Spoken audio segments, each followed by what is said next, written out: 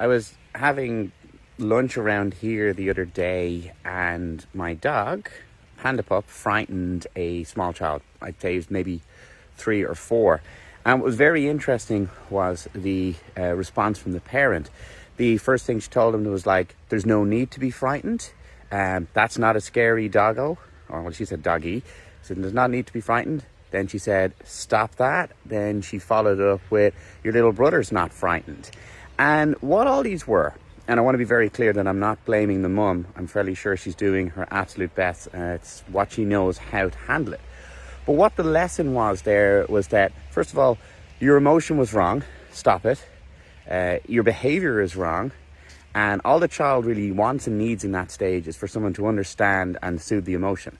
And the child was naturally afraid of my big, vicious, aggressive dog. As a friend pointed out, you know, Panda Pup's a wolf. He's a natural predator. But the child was naturally afraid. And what the child has learned, though, is that when your emotions are shown, you lose connection, you lose affection, and you lose security. That's what the child has learned. And again, I want to be very, very clear that I'm not blaming the mother here. She's doing what she presumes is the best thing she can do. But the reaction to the emotion was, stop it, stop reacting. Again, this is a very real emotion to a very real threat. Panda Pup. There he is right there. But she doesn't know, and that child doesn't know, he's 3. He doesn't know that that's a friendly dog. He's still frightened. All our reactions are like that. All our emotions are like that. They're legitimate responses to a perceived threat. And that's what they are. Now, what we have to do as adults is notice that when we have emotions, notice how we respond to them. And take an example from that and say, right, when you need an emotion, you need to soothe it and you need to connect to it.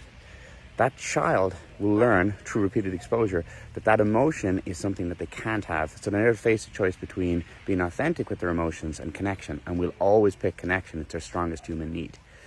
The lesson from it, though, is to take your emotions. Sorry, totally got distracted by all the little dogs now attacking my predator.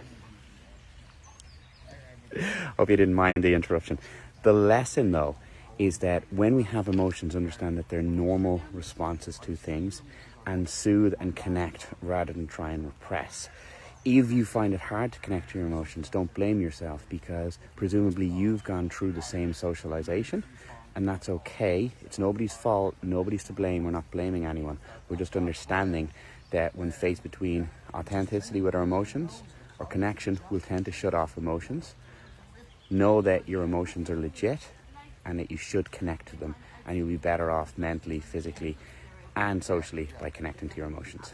Anyway, there's my story, and for everyone who's listened, there's all the vicious predators attacking my dog. Thanks, everyone.